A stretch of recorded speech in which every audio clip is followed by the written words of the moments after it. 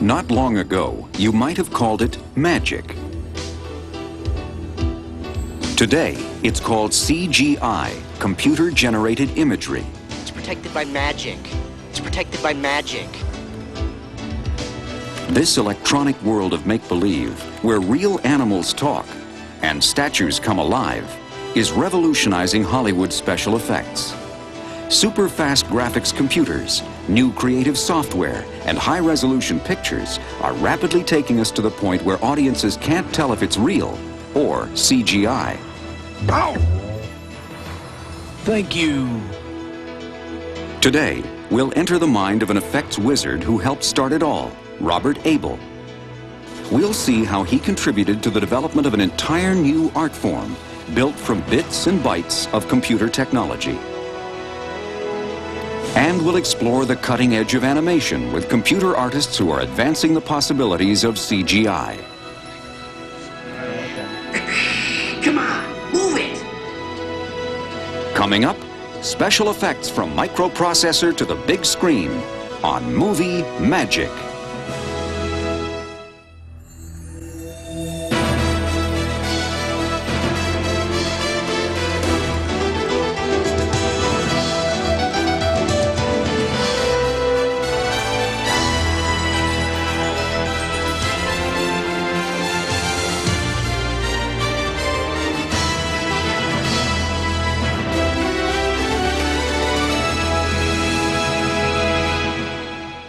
That's great. This will be the tie-in. Right. I feel like he's too far away from us. In the Disney movie Hocus Pocus, witches turn a boy into a cat.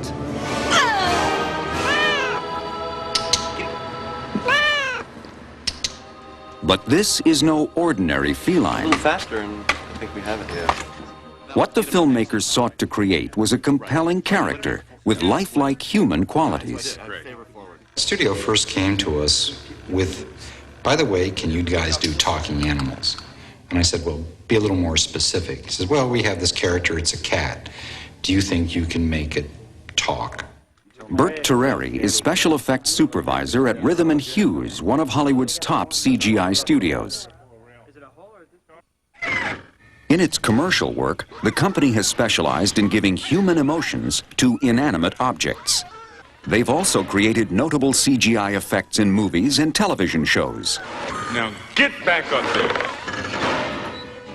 This otherworldly creature in Star Trek Deep Space Nine and this missile encounter in Flight of the Intruder were Rhythm and Hues' computer creations. But Hocus Pocus was the company's toughest challenge yet. The one thing is a cat can, it's almost like a frog. I mean, they can, they can rotate, they can almost point their ear. The producers of Hocus Pocus wanted something unique in the history of motion pictures. A completely believable, photorealistic, talking cat. To make an animal a character and not make it too much like animation, but at the same time give it expression. That's a challenge. That I enjoy. The challenge on this project is to create a lifelike computer-generated cat head, animate it with facial expressions, and then composite it onto the body of the real cat in the movie. A blending of live action and computer-generated imagery. Talking animals are nothing new to movies. Earlier techniques included rotoscope animation, like this talking dog. You mean about America's finest economy car? And Francis the Talking Mule was simply chewing peanut butter. My boy Donald has finally discovered SEX.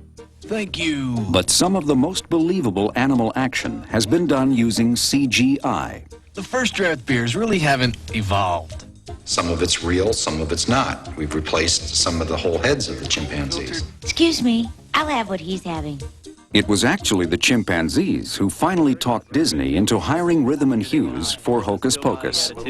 Or we can do a really active, here they come, and we can get the cat to rear up on his back legs and swing his arms. Or we can use the still cat and... Here on the Disney soundstage, Terreri works with animation supervisor Chris Bailey to ensure that the live-action photography will work with the computer-generated cat's head. Can you make him not do the paw? We don't want the paw. No, I don't. I said I don't want that. I'm here to make sure I essentially just get what I need for a dialogue shot, to make sure the shot's long enough. I try to get the cat looking in the general direction I want my cat to talk in. And so I'll take a stopwatch, and when the cat, as soon as I see a good starting point, I'll click the stopwatch and I'll read the line of dialogue to myself. And as soon as the cat breaks away, I'll click and see if I have it. Come right like that could happen. Here they come, like that. Great. So we get here they come and then an accent on come. Good. I like it. Or on, we could do the whole thing on the way up too. Right. Whatever Excellent. Peter's happy with. Excellent. Okay. Okay. Meanwhile, back at Rhythm and Hughes, modeling manager Keith Hunter works with a sculpted clay cat head, modeled from photos of the live cats. He traces it into the computer using a special platform which surrounds the model in a magnetic field. What we do is we take our sculpture, put it on the stand, and put our wand wherever we want to put a point in the computer. The process, called digital encoding, takes thousands of points from the model and plots them on a sort of three-dimensional grid in the computer, assigning each a unique number. The computer keeps track of where each point is in relation to the others. And so what happens in the end is that we get a sculpture in the computer that looks like this real sculpture that's based on all the coordinates that we entered with this stylus within this magnetic field. The end result of Keith's work is a three-dimensional wireframe model of the cat head. This image is stored in the computer, where animators like Colin Brady can now begin to manipulate it. It starts off as an actual sculpture, and then it's scanned into the computer, digitized. So this is taken from a real sculpture and connected, cleaned up a little bit. This is made up of 30,000 polygons, little squares and triangles. And with this, I can zoom into any part, if any changes need to be made or anything like that. And as you can see, the resolution is pretty high. This is just the corner of the eye. Using some of the most powerful graphics computers available, together with advanced imaging programs, Rhythm and Hughes is pushing forward the frontier of motion picture special effects. It's protected by magic. It's protected by magic. It's protected by magic. Computer-generated imagery was born in the 60s. It started with a crude line drawing technique called vector graphics. Used in 3D applications called computer-aided design and computer-aided mechanics, vectors were like electronic blueprints in 3D. In the beginning, they were used mostly for engineering, architectural work, and flight simulation. Pretty technical stuff, until young filmmakers like Robert Abel realized the artistic potential of this computer imagery.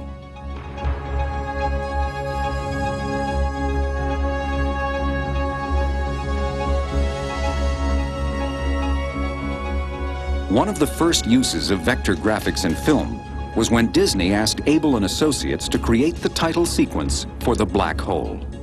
I said, listen, I've got this vector flight simulator from Evans and Sutherland, and basically it allows me to move and the object to move in 3 dimensions. So the best I could do would be the point of view of the computer of a rocket ship that was being pulled into a black hole. And all of a sudden, I said, wow, there's a whole world there. In the 1970s, a new imaging system called raster graphics was developed.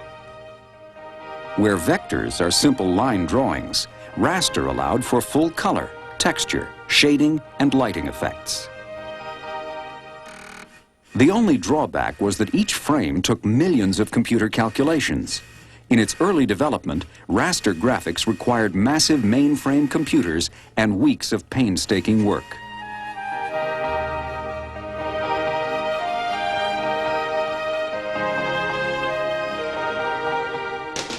Despite the limitations of this fledgling technology, Robert Abel continued to break new CGI ground. Developing their own programs and borrowing computer time from corporate giants like Bell Labs, Abel and Associates pushed computers to do more than even their designers could imagine. With a big-budget Super Bowl commercial called Brilliance, Abel and Associates forever changed the look of TV commercials. Yeah, because it kicks light up well, and that's another... Better known as the sexy robot, the spot called for a realistic robot with fluid human movements. This was an unheard-of task for the computer programmers back in 1982. But Abel's team, led by CGI pioneer Randy Roberts, was up for the challenge. To get this type of a helmet on, how's that? that's pretty good. Okay, now the bottom lip looks a little thick. Maybe we should take... Want me to translate them all up a little? Yeah, maybe from like 25 to 34 or something. Okay, well, I think that looks better. The most difficult challenge was bringing the robot to life. Randy invented a technique he called brute force animation. The Abel team filmed a live model and programmed her choreographed movements into the computer. The computer tracked reference points painted on her body. This data was used to create a vector graphic animated figure. I mean, it seems stupid at the time. I mean, she was in a barber's chair filled with all these black dots in a bathing suit, but it worked. The key to success was for the robot to appear organic, natural. It has to be something where you really can't tell if she's real or if she's computerized. Her movements are very human, and she's very sexy but very strong. And you've got to believe it's a human being, yet it isn't quite. Once we got the motion right, we used raster graphics to give the image form and color. The robot, her movements, the details, each reflection, the magic she does with the food, getting all of that into an environment and then adding Jupiter into the picture window. If you can imagine, each picture of film, which is a 24th of a second, takes 10,000 or 20,000, add, multiplies, subtracts, divides. Well, that's millions of bits of information that the computer has to chew through. In 8 grueling weeks, this milestone of computer animation was complete. The art of CGI was greatly advanced, and the world of special effects would never be the same.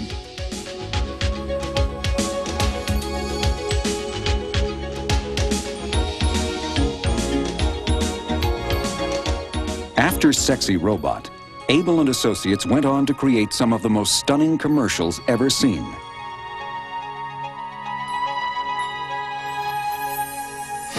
Winning 33 Clio Awards and 2 Emmys in the process, Abel's work helped popularize computer-generated imagery.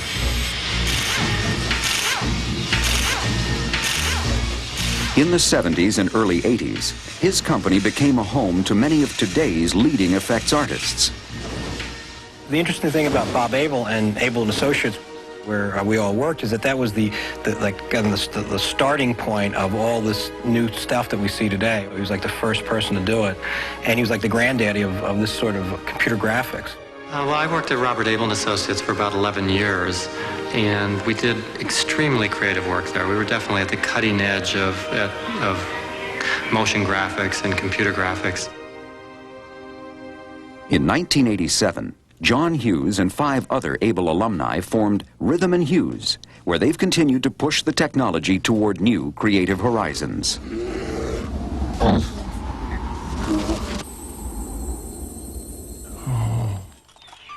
As computing power expanded, other artists and technicians were making major strides in CGI. In the late 80s, a Northern California company named Pixar received an Academy Award nomination for its short film entitled Luxo Jr. I was inspired because one of the guys that I worked with came with his baby. And I thought, I wonder what a Luxo lamp would look like if it was a baby. And even though they were just lamps, I worked very hard on giving the feeling like this is a baby lamp and this is a parent lamp. They did the same action, but they do it, it's one of the differences in with character animation. You try to create differences within the objects and characters. So I had them do the same object different ways. Founded in 1979 by George Lucas, Pixar hired Disney alumni and became one of the first companies to apply traditional animation criteria to CGI. My background in character animation taught me one thing, and that is that the definition of character animation is not moving an object from point A to point B. The definition is to give life to. That's the essence of animation to me. Giving life to computer animation was an experimental, labor-intensive process. Pixar followed Luxo Jr. with Red's Dream, the story of a unicycle and a clown. But it was Tin Toy, produced in 1988, that became the first computer animation to win an Oscar for Best Animated Short Film. Well, we wanted a more challenging character. In some sense, the character was first, but in another sense, we had a whole new round of software that we had just developed. We wanted to do film to test out whether the software was any good, essentially. So we've tried to do these research vehicle kind of films based on our tools, and then grow our tools for, you know, to try to make better and better films. What's happening is computer animation is not standing alone anymore. It's becoming invisible in the world of filmmaking. And I think that's the real exciting thing, is that it's being able to create things that you've never seen before, you know, and it looks so real and it blends in. Quiet, please, guys. Hold the word, please. Today, Bert Terreri and the Rhythm and Hues CGI team are working with associate producer Jay Height and animation supervisor Chris Bailey to design a realistic, computer-generated cat head for the comedy fright film Hocus Pocus. And in a Hollywood first, they're blending that CGI head onto the body of a real cat in a way that will allow the cat to talk and act in a totally believable fashion. Felix, don't you think his head needs a little bit more room? Once the cat's close-ups have been chosen on the soundstage, Excellent. Okay. Okay. the film footage of the real cat is scanned into computers where the task of animating begins. It's handled exactly like traditional animation. You have a voice tape, and you listen to it over and over again, and we animate the head. And when we get that moving with the right rhythm to the dialogue, then we go in and we start animating the eyes, and animating the ears, and animating the mouth for expression. Come on, move it! So this is the first thing we're starting with, which is the actual shot from the movie. And there's the cat doing a little pose. And there's a line of dialogue that we also have on the computer that I can listen to as he's moving on my headphones. And so this is basically what we start with. And I'll just turn on computer model of the head. So that little green object here, this is the three-dimensional computer model that we put over top. And this is what we're animating in this motion editor program that we have here. And you can see him saying his line. And his head is just moving pretty close to where the real cat's head is. But we're going to take out the cat's real head and put our computer head on top. So in this way I can see it, the way it's going to look in the real scene.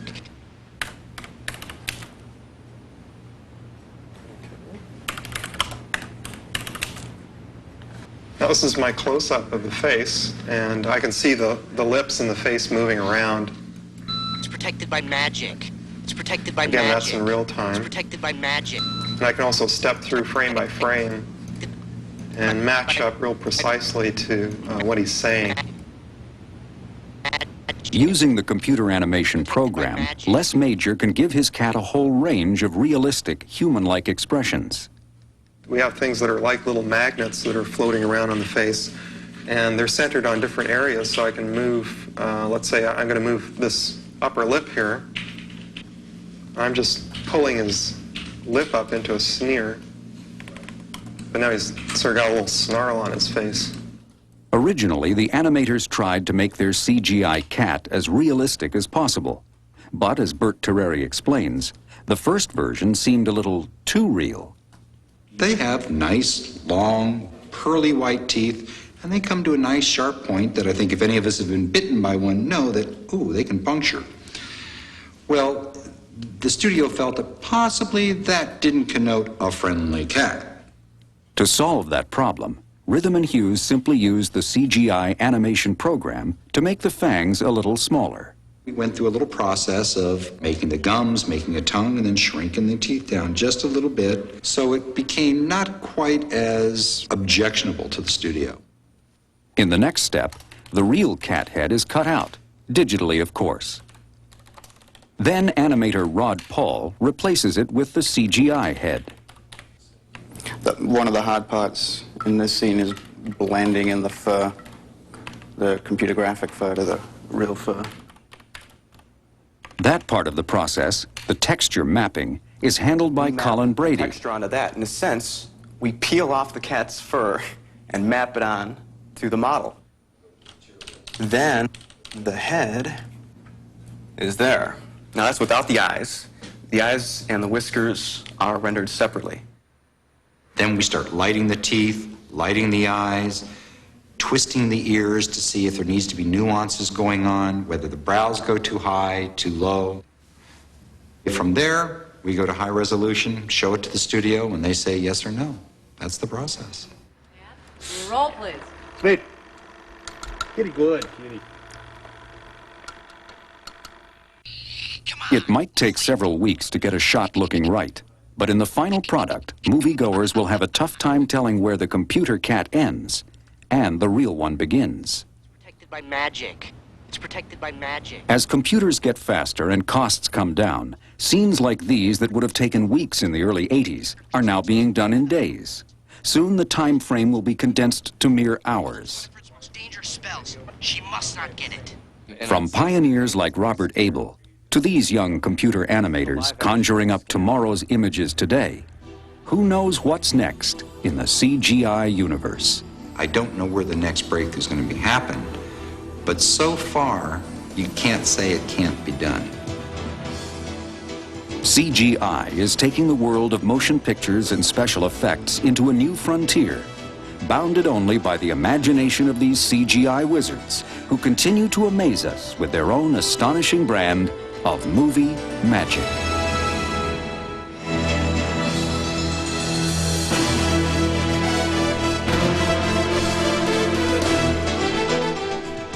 And there's more Movie Magic here on BBC Two at the same time tomorrow.